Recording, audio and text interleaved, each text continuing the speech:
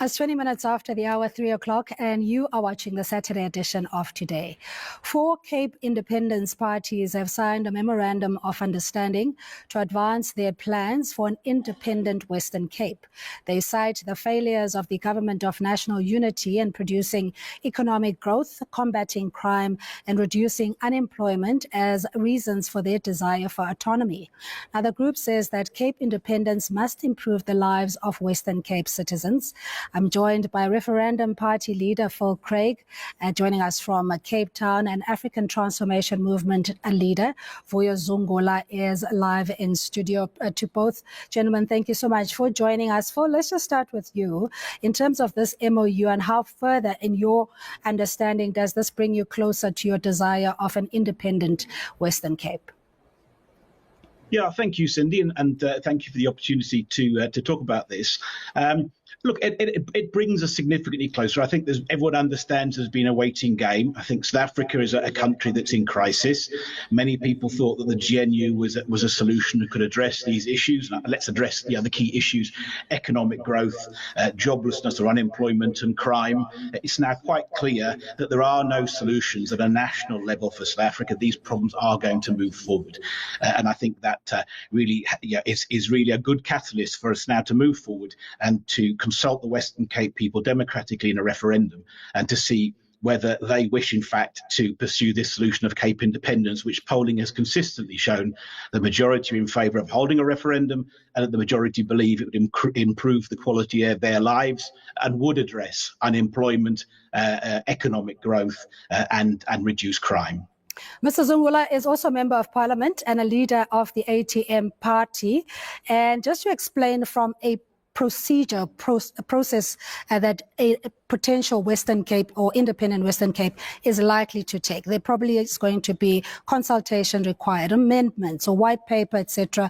How does it then materialize if we were to jump the gun and get to that conclusion? It's not going to materialize, firstly, because Philip Craig is not a South African citizen.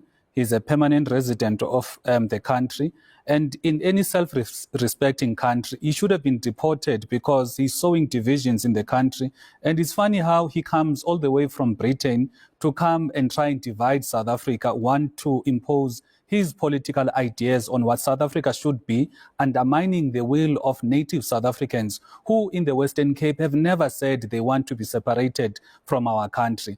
And the other issue here is that even the polls that he's talking about, those polls will never be from people from Ekhayelitsha, Vuyolwethu, and all of the townships, including Manenberg. It will be people who are in the affluent areas of Cape Town, people who have citizenship by colonization. So in our view, this is a misplaced call. Instead, we want to encourage Mr. Philip Craig to go back to Britain and solve the issues of Britain. You don't find South Africans wanting to impose their own ideas on what Britain should be, so he must learn to respect South Africa. And Philip, you are on record having answered. I know that particularly on social media, there's been backlash around the idea of an independent Western Cape. But just clarify, you say that you have legal status and the Constitution also provides for you to then pursue this particular agenda. Yeah, look, absolutely. So we mustn't get sidetracked in people's political agenda, and a lot of things that Vuyo said there are absolute nonsense, but they're not even worth commenting on. The point is that all people have a right to self-determination. That's in the South African Constitution, Section 235. It's in international charters of international law that South Africa has signed. The Western Cape people exist. They're established in the Constitution, and the right to hold referendums is established in the Constitution. And this whole notion of who we ask and who we don't ask is crazy.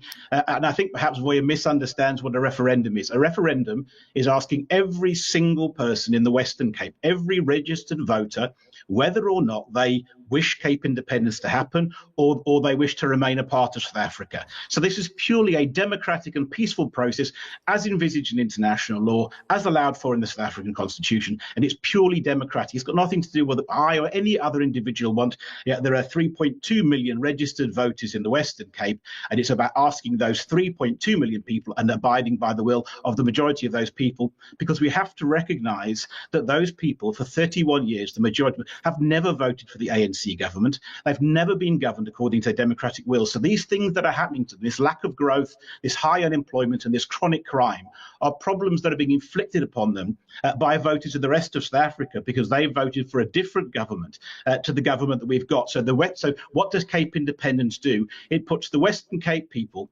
democratically in control of their own destiny, allows them to have a solution to these problems, which South Africa hasn't got a solution to, and it's democratic. All right, just in the interest of time, Philip, just break it down. So if you're saying that the problems that the Western Cape is experiencing is largely because you have to vote at a national level, provincial, local level. So are you proposing there's going to be a different political landscape or configuration in the Western Cape if, and Vuyo hears of the idea that it will never happen, the Western Cape independence is granted? Look, absolutely. And very simplistically, the Western Cape currently has a provincial parliament. And that provincial parliament will become the national parliament. And actually, rather than that provincial parliament having to carry out the policies that are voted for in the national parliament, it'll carry out the policies it votes for itself in the provincial parliament. And that, of course, is exactly what independence means. It just allows the Western Cape people to make their own decisions, as opposed to, because bear in mind that the Western Cape people make up about 12% of the population of South Africa. So they're always going to be outvoted by people of the rest of South Africa. So Cape independence is the only way that they are allowed or able to be able to vote. Let's get Vuyo to respond. Sorry for go ahead, please, Vuyo. If you just, particularly when it comes to what the Constitution says, you did say about his legitimacy, number one, as a citizen, or he's got legal standing, whichever that is, it does not preclude one from aspiring or acting in a particular way for self-preservation or whatever reason. The Constitution does allow for all who lives in South Africa to express themselves. So what's your response to the arguments that, they need to break away from the national agenda? Look, what they're wanting to do, it is to effectively break South Africa. There's going to be a new country in their view that will be the Cape Independence or whatever.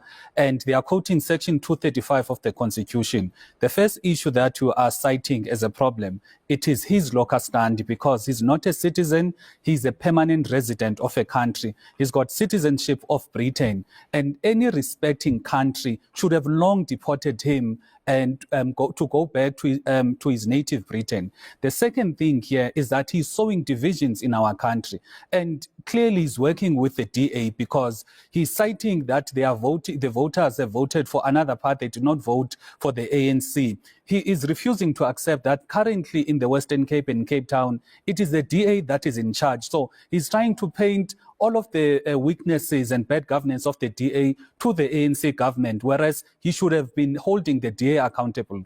And lastly, what we are saying as a party, that firstly, we need to confront the problems that we face in South Africa, work to collectively in all 9 provinces, make the country work for all citizens, not have a case whereby you've got people that are coming from other countries wanting to impose themselves on the affairs of South Africa. That is why you've got the likes of Helen Zille, who are going to say people coming from the Eastern Cape are actually refugees. It is that colonial mentality that seeks to undermine black people, especially in the Western Cape. So what he's trying to drive here, firstly, it is a wedge between the whites in Western Cape against even the blacks that are also in Western Cape, and also the country, which is South Africa, to see Western Cape and Cape Town as a separate entity, of which I want to say it's not going to happen. There is no way in which South African citizens must accept a new type of colonization whereby foreigners are going to come from Britain and want to take away pieces of land like they want to do with Western Cape, just like they did since 1652. All right, Philip, Phil, sorry, your response just, I suppose, in how this is going to benefit the Western Cape citizens. We know there are challenges by its own admission that the high levels of murder and crime in the Cape Flats, Mitchell's Plain, and Vuyolwethu, etc., are areas that have largely been neglected and not necessarily provided for. How is this going to work under a so-called independent Western Cape? Well, so we can look at the hard data. We've got the data. And let's look, for example, at what the DA said in the GNU when they went in with the ANC. They said we're only in the GNU because we want to deliver economic growth and jobs. Well, the GNU is delivering neither, and the Western Cape has the highest murder rate in the world. Now, the Western Cape government has repeatedly asked for control of its own policing, but the national government and the Western Cape people have voted for that twice in elections. They've voted for a manifesto that include taking control of policing in the Western Cape.